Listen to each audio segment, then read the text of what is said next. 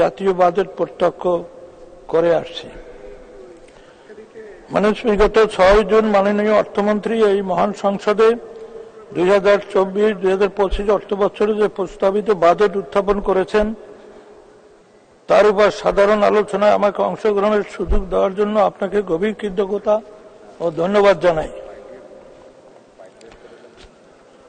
আমি গভীর শ্রদ্ধার সাথে স্মরণ করছি বাঙালি জাতির অস্তিত্বের পরিচয় জাতির জনক বঙ্গবন্ধু শেখ মুজিবকে, যিনি সর্বোচ্চ ত্যাগ স্বীকার করে আমাদের জন্য দিয়ে গেছেন একটি মানচিত্র, একটি পতাকা, একটি স্বাধীন সার্বভৌমত্ব রাষ্ট্র বাংলাদেশ। আমি আরো স্মরণ করছি বায়ান্নের ভাষা আন্দোলন থেকে শুরু করে 62 শিক্ষা আন্দোলন, 66 ছয় দফা আন্দোলন, 69 গণ অভ্যুত্থান এবং 1971 সালের মহান মুক্তিযুদ্ধ দেশ মাতৃকে রক্ষায় যারা শাহাদাত বরণ করেছেন। আমি একজন মুক্তিযোদ্ধা হিসেবে স্মৃতিচারণ করে দেখি 71 রণাঙ্গনে অনেক সহযোদ্ধা আমাদের থেকে চির বিদায় নিয়েছেন। একটা স্বাধীন বাংলাদেশের মানচিত্রের জন্য 30 লক্ষ মানুষ প্রাণ হারিয়েছে এবং 2 লক্ষ মা বোন সম্ভ্রম হারিয়েছেন। আমি বিনম্র চিত্তে তাদের স্মরণ করছি। মাননীয় স্পিকার, আমি কৃতজ্ঞতা ও শ্রদ্ধার সাথে স্মরণ করছি জাতীয় পার্টির প্রতিষ্ঠা চেয়ারম্যান সাবেক সেনাপ্রধান সফল রাষ্ট্রপতি হোসেন মোহাম্মদ এরশাদকে। আমি ধন্যবাদ জানাই মাননীয় সংসদ নেতা ও প্রধানমন্ত্রীকে, যার বলিষ্ঠ নেতৃত্বে সোনার বাংলা নির্মাণে এদেশে আর্থসামাজিক উন্নয়নের সমগ্র বিশ্বকে তাক লাগিয়ে আমাদের জাতীয় সর্বোচ্চ সংখ্যক 21টি বাজেট তার দিক নির্দেশনা নিয়ে প্রণয়ন করে বিশ্ব মানচিত্রে বাংলাদেশের মর্যাদা আসনে প্রতিষ্ঠিত করেছেন। আমি ধন্যবাদ জানাই জাতীয় পার্টির চেয়ারম্যান ও বিরোধী দলের নেতা পল্লীবন্ধু হোসেন মোহাম্মদ এরশাদের অনুরোধ জনাব GM কাদেরকে, যিনি সংসদীয় গণতন্ত্রের ধারাবাহিকতা সমুন্নত রাখার জন্য তার দক্ষ বলিষ্ঠ নেতৃত্বে বিরোধী দলীয় সংসদ সদস্যদের ঐক্যবদ্ধ রেখে এই মহান সংসদকে প্রাণবন্ধ করেছেন।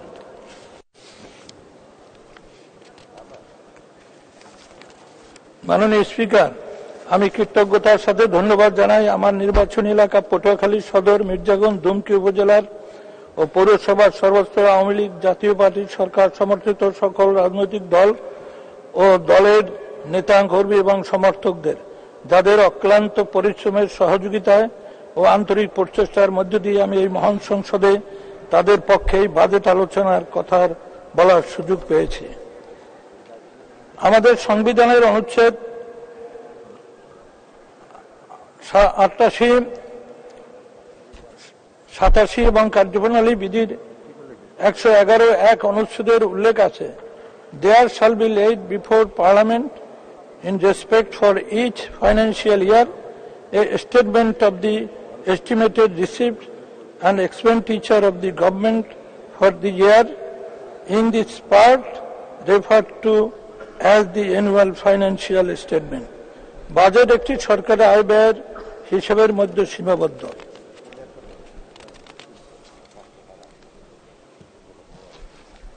মাননীয় স্পিকার, আমাদের পঞ্চম বার্ষিকী পরিকল্পনা চলমান 2024 এবং 25 অর্থবর্ষের প্রস্তাবিত বাজেটের পরিধি নির্ধারণ করা হয়েছে 7,97,000 কোটি টাকা, যা জিডিপির 14.2%, পরিচালনা সহ অন্যান্য খাতে মোট 5,32,000 কোটি টাকা এবং বার্ষিক উন্নয়ন কর্মসূচি 2,65,000 কোটি টাকা বরাদ্দের প্রস্তাব করা হয়েছে, যা চলতি বাজেটের তুলনায় 35,215 কোটি টাকা বেশি।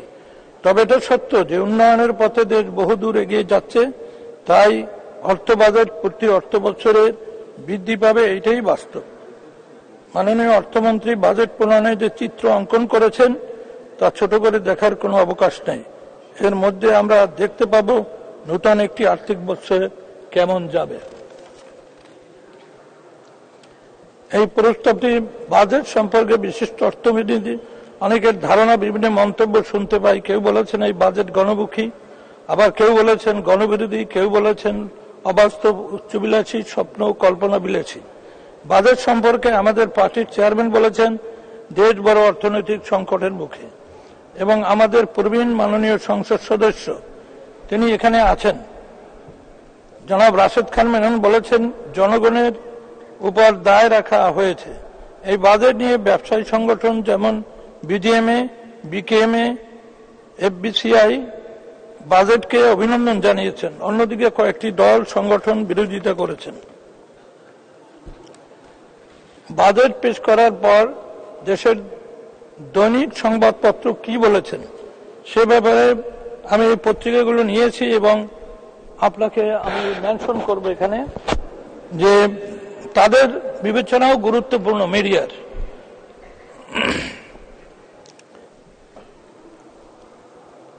সংবাদপত্র বলেছেন, আমি এখন কয়েকটি পত্রিকার মন্তব্য তুলে ধরতে চাই। যেমন বাংলাদেশ এই প্রতিদিন পরের দিন কি বলছে, বাংলাদেশ অর্থনীতি খরা ও বৈরী সময়ের বাজেট। যুগান্তর বলেছেন, ছিন্ন বিনার তারের বেদনার সুর। প্রথম আলো ইচ্ছা তালিকায় বড় কল্পনায় কম এবং সাথে রবীন্দ্রনাথ ঠাকুরের একটি উক্তি উল্লেখ করেছেন, কলর যতই বড় হোক না কেন, সামান্য ফুটা হলেই তার দ্বারা আর কোনো কাজ পাওয়া যাবে না। যখন যাহা তোমাকে ভাসাইয়ে রাখে তাহাই তোমাকে ডুবায়। দেশের অর্থনীতিকে একটি কলসের সাথে তুলনা করেছেন মাননীয় স্পিকার, আমি তা মনে করি না। ডেইলি স্টার বলেছে, budget shows fault line, not a path out of the crisis. Samakal সংকট কাটানোর নির্দেশ নাই। সমকাল বলেছে, কালবেলা বলেছে, ভয় বাড়াতে ব্যয় লাগাম। এইভাবে একাধিক পত্রিকা ভিন্ন ভিন্ন মন্তব্য প্রদান করেছেন। মাননীয় অর্থমন্ত্রী এই বাজেট বক্তৃতায় 209 পৃষ্ঠায় বইটি আমি পড়েছি এবং দেখেছি এই 7,97,000 কোটি টাকা কোন কোন উৎস থেকে আসবে, তার কতগুলি দিক নির্দেশনা তিনি এই বাজেটে দিয়েছেন। এটা বাস্তবায়ন কতটুকু হবে এটা দেখার বিষয়। মাননীয় অর্থমন্ত্রী এই বাজেটে জিডিপির প্রবৃদ্ধির প্রত্যাশা করেছেন 6.65%, মূল্যস্ফীতি 6.5%। এই লক্ষ্যে মাত্র অভিষ্ট লক্ষ্যে পৌঁছানো কঠিন হবে বলে আমি মনে করি। এ ব্যাপারে মাননীয় অর্থমন্ত্রী কোনো বিস্তারিত উল্লেখ করেন নাই। এই অর্থবছরে ঘাটতির বাজেট উল্লেখ করেছেন 2,56,000 কোটি টাকায়। ঘাটতি পূরণের সুস্পষ্ট ব্যাখ্যা তুলে ধরেন নাই।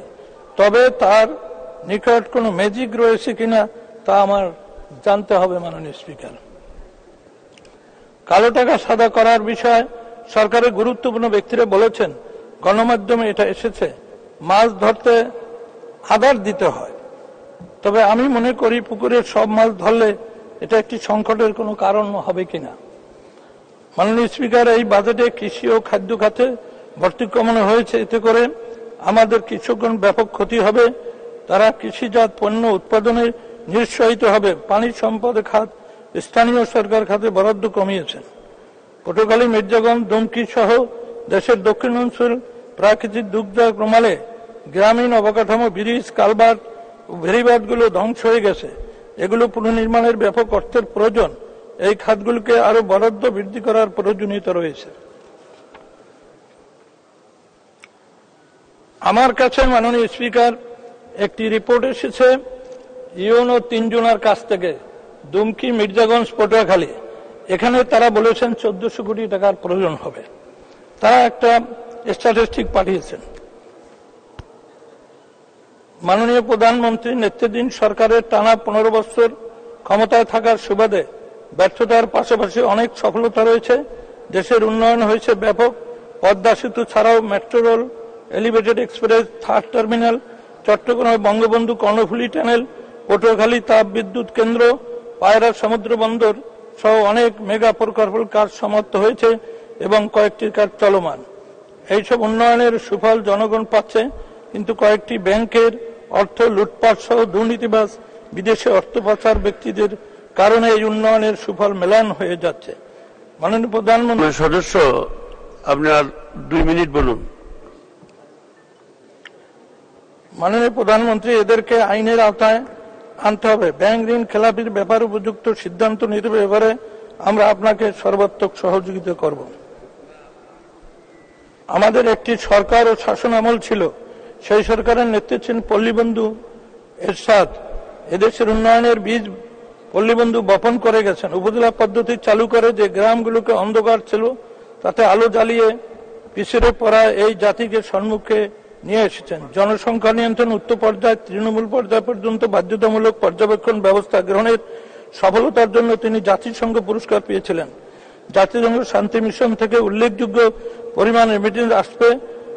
আমাদের সেনাবাহিনী বিদেশে সম্মানজনক অবস্থানে আছে।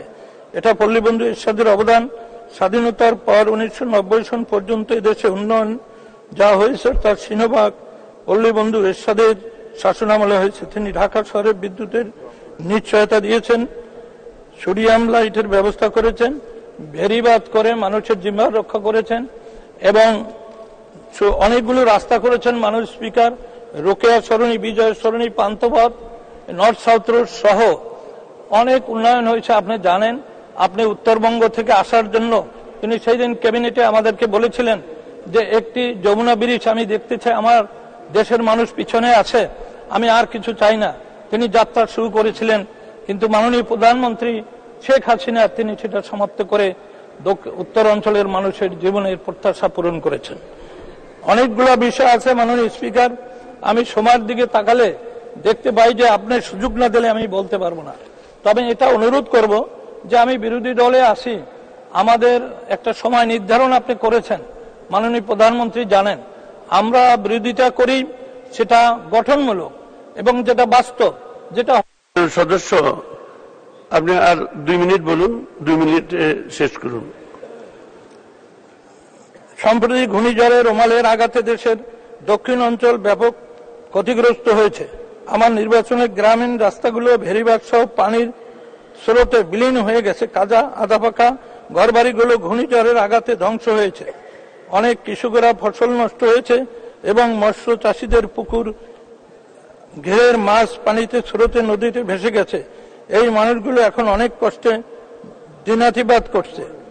ঘূর্ণিঝড় রুমাল এর দিন সকালে সরকারে গুরুত্বপূর্ণ ব্যক্তিদের সাথে কথা বলে জীবনের বাজি রেখে ঝড় বৃষ্টি উপেক্ষা করে দুমকি সদর, মির্জাগঞ্জ উপজেলা, আঙ্গারিয়া, লেবুখালী, শ্রীরামপুর, মুরাদিয়া, পাঙ্গাসিয়া, বড়বিঘাই, ছোটবিঘাই, কমলাপুর, লোহালিয়া, মরিচবুনিয়া, মাদারীপুর, মজিদবাড়িয়া, আমরাগাছি ও দেউলি, সুবিদখালী ইউনিয়ন সহ প্রায় সকল ইউনিয়নে ক্ষতিগ্রস্ত মানুষের কাছে আওয়ামী লীগের নেতৃবৃন্দকে নিয়ে গিয়েছিলাম।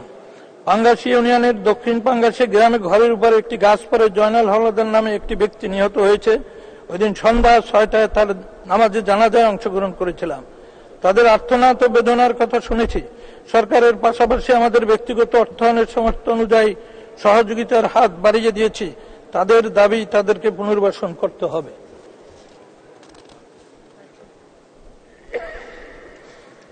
ঘর বাড়ি নেই, পুকুরের মাছ নেই, তাকে আর্থিক সহযোগিতা দিতে হবে। পুনরায় মাছ চাষের ব্যবস্থা করে দিতে হবে। প্রয়োজনীয় অবস্থায় ভেরিবাদ, রাস্তা ও ক্ষতিগ্রস্ত শিক্ষা প্রতিষ্ঠান পুনর্নির্মাণ করতে হবে। এবারে 3টি উপজেলায় নির্বাহী অফিসার হতে যে তথ্য পেয়েছি আপনাকে জানিয়েছি মাননীয় স্পিকার। আমি আর 2 মিনিট চাই আপনার কাছে সময়, আমি সমাপ্তির।